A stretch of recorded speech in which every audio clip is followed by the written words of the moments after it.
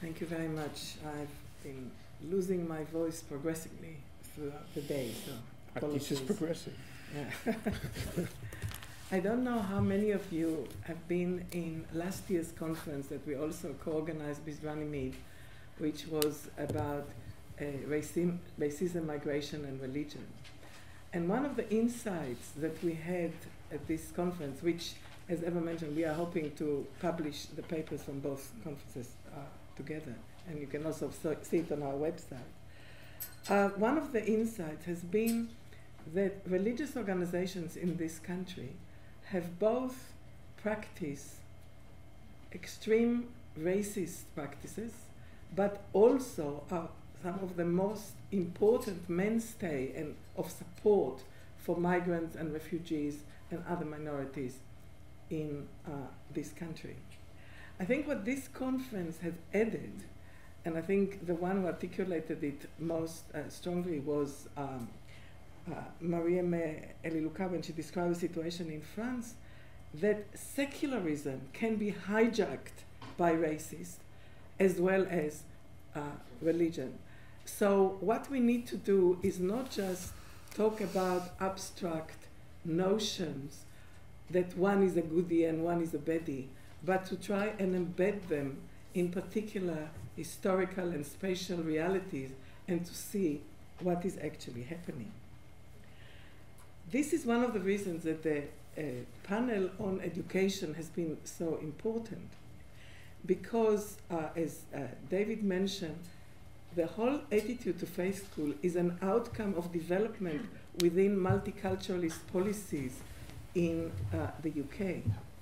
And one of the most important developments in that respect, which Tony Blair embodied when he talked about Britain as a post-racial society, and basically had a vision of a society in which it's a classless society, of course. So the only legitimate difference of people is faith. And he also naturalized people's differences as belonging to what fascistically in this program, but unfascistically in British mainstream terminology is called faith community, which construct everybody as belonging to a particular, not culture like under multiculturalism, but religion, assumes homogeneity in terms of attachment and interpretation of that religion and the boundaries of these communities. Now, education sometimes is considered to be as non-political.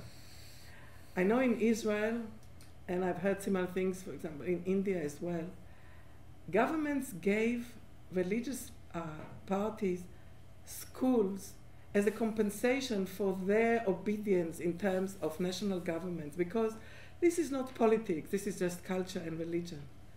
And what happened is that these schools produce the next generation.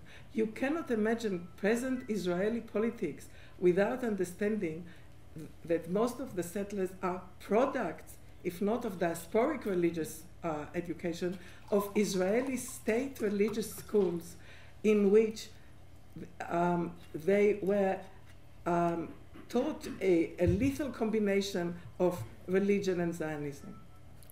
And the Hindutva ideology in India has been similar.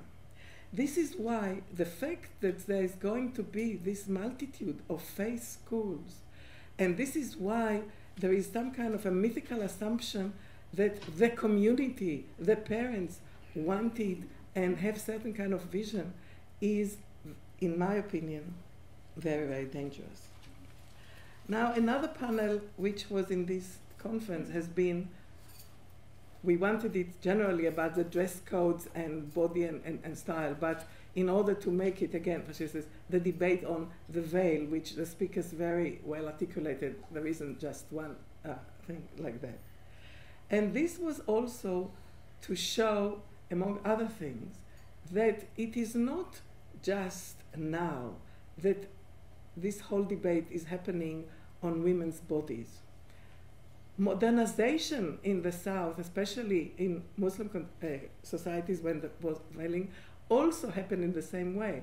There were unveiling campaigns in the same places that there are veiling campaigns today.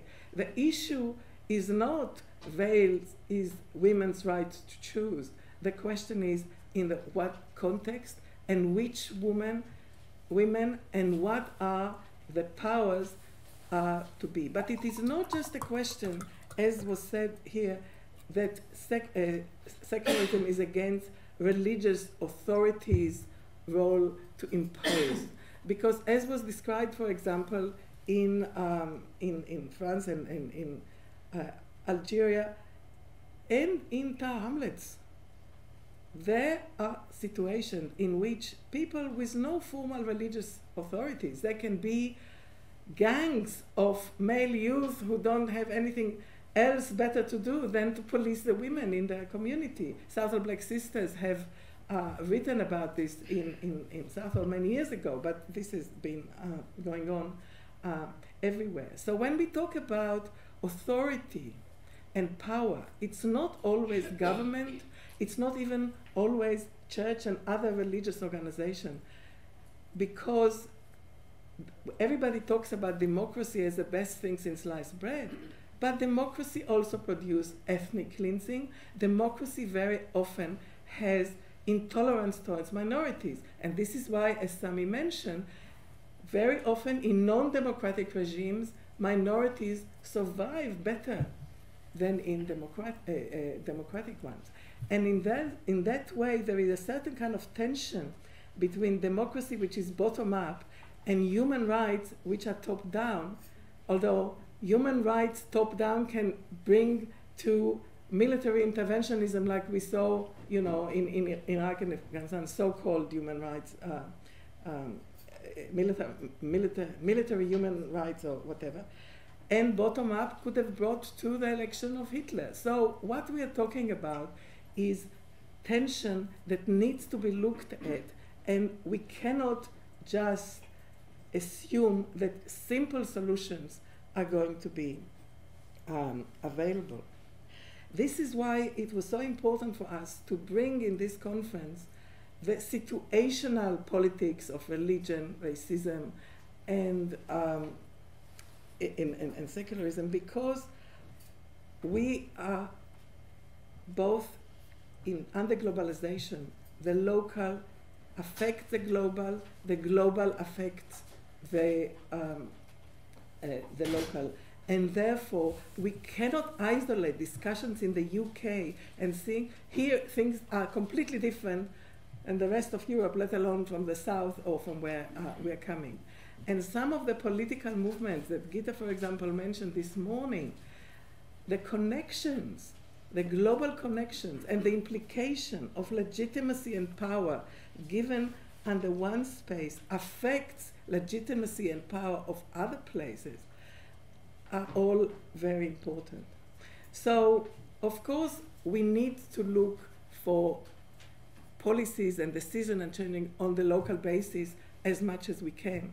But we cannot just isolate the local and the change and the decision from the wider context within which we are acting, especially these days. So I will give to the expert of policy, to Rob, to tell us what it all brings us after all that.